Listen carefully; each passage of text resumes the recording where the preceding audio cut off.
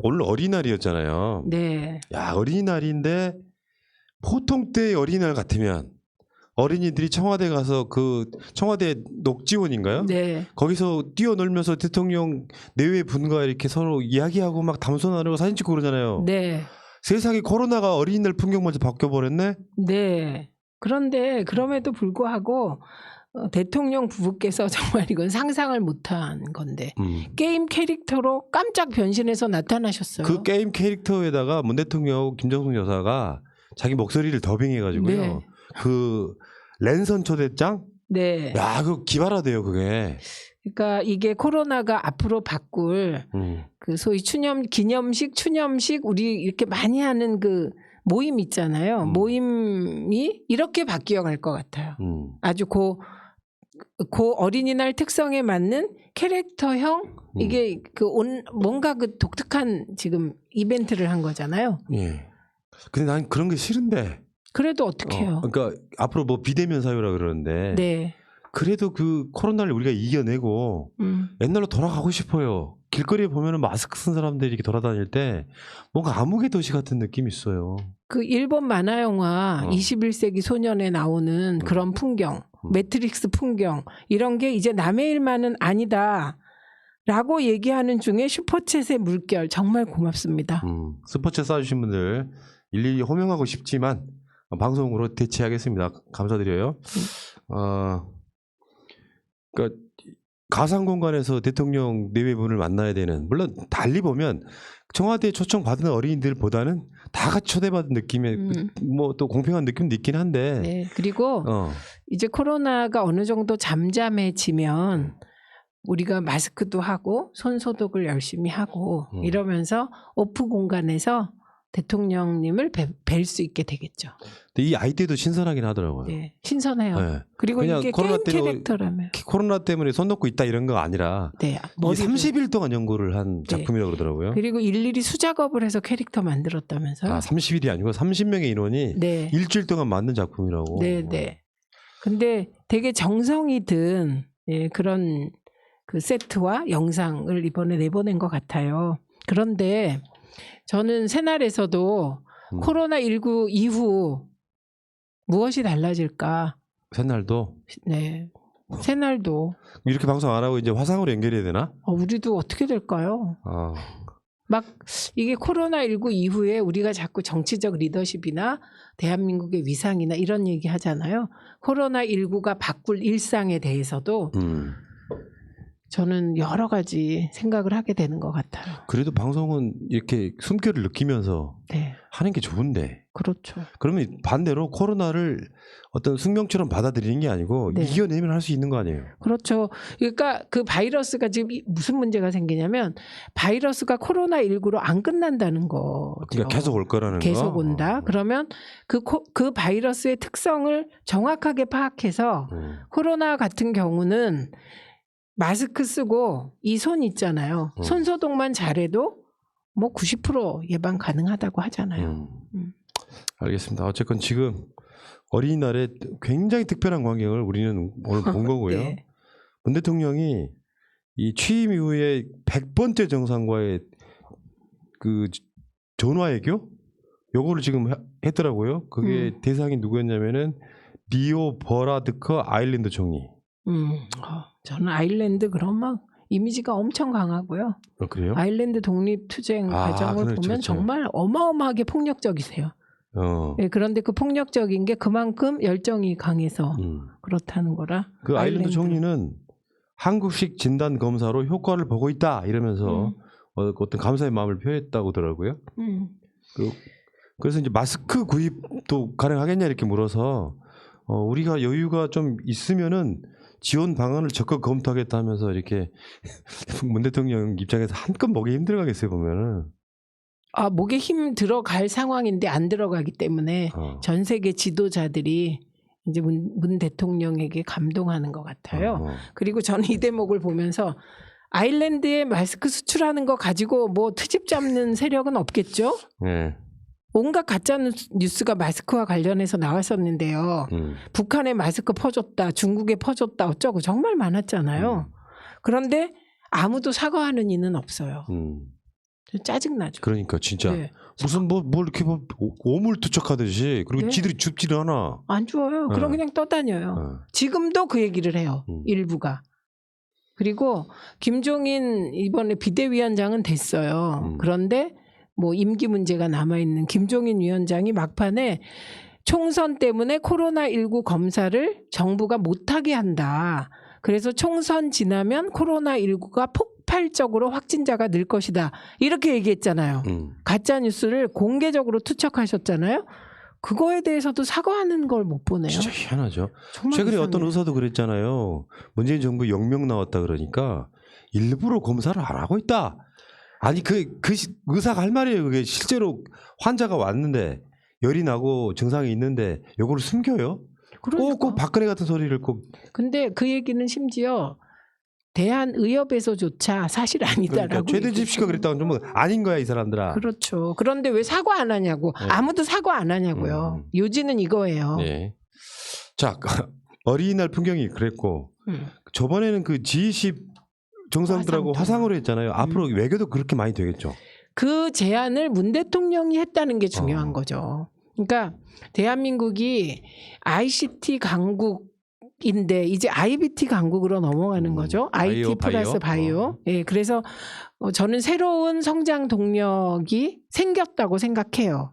그래서 이번에 진단키트 수출뿐만 아니라 대한민국의 의료기기 및 의료 약품 뭐 이런 모든 거에 대한 신뢰도가 높아졌다고 합니다. 그러니까 이런 상황이기 때문에 이게 뭔가 국가적 차원의 TF가 필요하다. 이런 얘기 푸나님하고 이미 한 것 같아요. 네. 그래서 그것뿐만 아니라 화상 통화를 하자라고 제안하는 거 있잖아요. 네. 그 제안도 아무나 하는 게 아니죠. 화상 통화를 해본 사람만 제안할 수 있는 거잖아요. 네트워크에 대한 이해가 있는 지도자.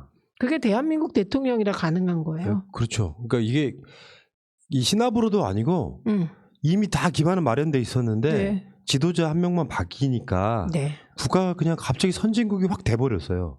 그러니까 이게 지금 미국이요. 지금 뭐 확진자 수도 어마어마하고 하루 그 사망자도 어마어마하거든요. 근데 미국이 전 세계적으로 최강국이잖아요. 군사력이 최강이잖아요. 그런데 그 군사력 강하면 뭐 하냐고요. 바이러스에 이렇게 뚫려서 이렇게 사망자가 생기는데. 그러니까요. 그러니까 대한민국이 최고 선진국 같아요. 맞습니다. 민주적인 방식으로 소통하면서 코로나19를 이겨냈다는 점에서 진짜 뿌듯하죠. 이런 얘기하면 또 자화자찬한다 그러고. 외신이 칭찬하면 자화자찬한다고 하고. 이제는 거칠 것이 없어요. 네. 지금 민주당에서는 저번에 이 부산 강서에서 떨어진 그 후보님 있죠. 최정민? 최지민? 네, 최지은인가? 최지은. 여러분 좀 올려주세요. 죄송해요. 갑자기 기억이 안 났어요. 이분이 외신 담당 대변인이 됐어요.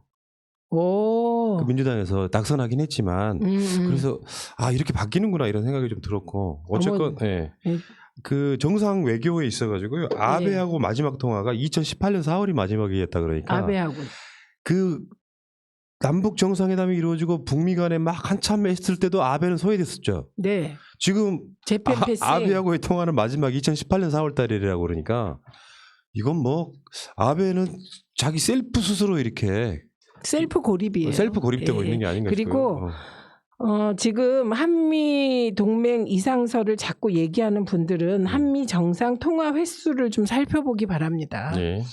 그 문재인 대통령이 가장 많이 통화한 정상이 누구냐?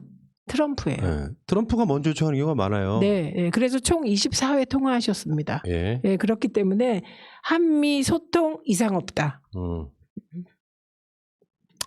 자, 근데 그 가운데서 정말 재밌다고나 할까 아니면 당연하다고나 할까요? 한국이 코로나만 방어 잘한 게 아니고 1분기 성장률도 세계 최고다. 근데 요게요. 네. 예전 같으면은 분명히 한국의 성장률 마이너스 1.4% 기록했다고 하면 한국 경제 망했네 할 텐데 네. 지금 이제 외신들이 또 있고 네. 정확한 언론들도요. 제가 봤을 때 이번 21대 총선 결과 때문에 언론의 태도도 많이 바뀌고 있다고 보거든요. 그게 바뀐 게 자발적인 게 아니고요. 안 바뀌면 거짓말이 자꾸 들통나서 그런 그러니까 거예요. 국민들 입장에서는 이제 총선 결과가 언론도 바뀌고 있다고 보는데 이런 보도도 할 언론이 아니에요. 이 언론도 원래는. 그렇죠? 네. 근데 지금 미국의 1분기 성장률은 마이너스 4.8, 네. 중국 마이너스 6.8. 네. 다음에 그 EU의 3대 경제 대국이라고 불리는 독일 등은 있잖아요. 네. 마이너스 5.2. 네. 대한민국은 아까 말씀드린 것처럼 마이너스 1.4. 그러니까 한국만 놓고 보면 마이너스지만 전 세계에서 OECD 국가 중에는 최고로 마이너스 성장이 적은 거예요. 네. 그러니까 성장률 이거 거꾸로 얘기하면 성장률이 가장 높았던 거예요. 그렇죠. 네. 그런 상황에서도 그렇다는 거예요. 네. 실제로 그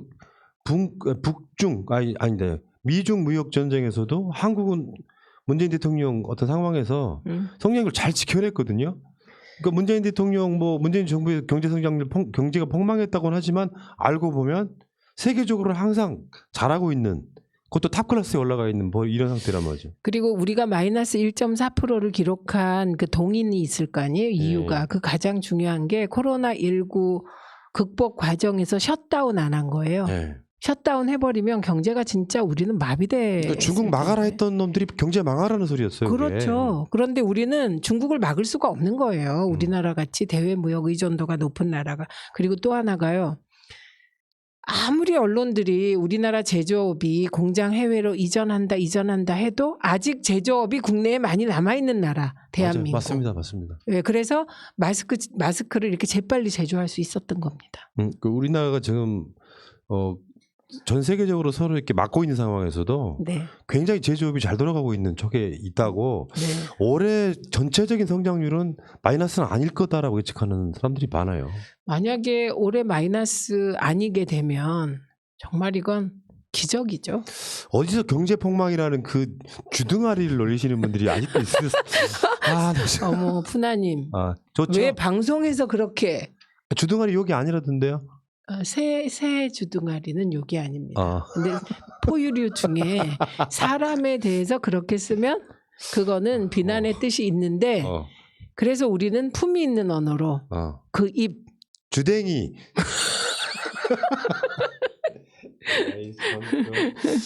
자 그렇고 재난지원금이 지금 4일부터 일단 취약계층 280만 가구에 지급이 됐거든요. 네. 현금 지원이. 저도 어떤 세월을 살아오면서 국가의 역할이라고 하는 걸 최근에 느낀 것 같아요. 저도요. 진짜 국가의 역할은 여러 가지가 있겠죠. 남북 간의 평화를 만드는 것도 국가의 역할이겠지만 어쩔 때는 이렇게 일단 그 재난지원금도 취약계층은 먼저 나눠주잖아요. 여기는 그냥 현찰로 줘버리잖아요. 쓰라고. 그리고 그건 기준이 있거든요. 예, 기준이 있는 데는 현찰로 줘도 되는 거예요. 네. 왜냐하면 이 취약계층 280만 가구는 기초생활수급자 등 기준이 있어요. 이미. 네. 이미 정부로부터 고정지원금을 받는 분이에요. 그런데 그 고정지원금을 받는 것으로 생활비가 모자라게 된 거죠. 많이. 예, 그렇기 때문에 280만 가구에 대해서 현금으로 나눠주는 건 그대로 지출하게 되는 비용이에요. 자, 그런 느낌이었고 다음에 오늘 또 문 대통령이 그 중수본에 대해서 그 칭찬과 격려의 글을 썼는데 네. 이게 운영한 데 100일 됐다고 하더라고요. 네. 그래서 문 대통령이 과일, 떡, 도시락 700인분을 선물을 했다고. 와, 과일, 떡, 도시락 700인분을 선물했다는 뜻은 네. 과일, 떡, 도시락 700인분을 샀다는 뜻이잖아요. 그러니까요. 소비 진작. 중수본은 아니고 죄송해요. 중안본, 중앙재난안전대책본부. 네. 네. 어머 중수본은. 중수본. 네. 네. 자 그렇고 그 다음에 여러분들이 재난지원금을 받으려고 하면 네. 신용카드 있어야 되고 또 어떤 사람은 신청하기에 따라서는 상품권으로 받고 그런다는데 정부에서는 이제 우체국은 정부기관이잖아요. 네. 그렇다 보니까 우체국 체크카드로도 지급한다고 합니다. 네. 우체국에서 11일부터 체크카드 있으면은 그 체크카드로 입금을 해주는 그런 방식인가 봐요. 네. 자, 좋아지고 진짜 멋져지고 있습니다. 우리가 저는 사실 국가에 대해서 신뢰한 지가 얼마 안 됐어요. 저 고백하자면 제가 국가라는 개념이 머리에 들어온 게 대학교 때고요. 나라가 뭐 이러지라고 처음 생각한 게 광주항쟁이에요. 그때 국가라는 게 사실 국가를 안 느끼고 사는 게 좋은 거잖아요. 네, 국가는 그냥 시스템이 돌아가고 국민은 안심하고 살면 되는 거잖아요.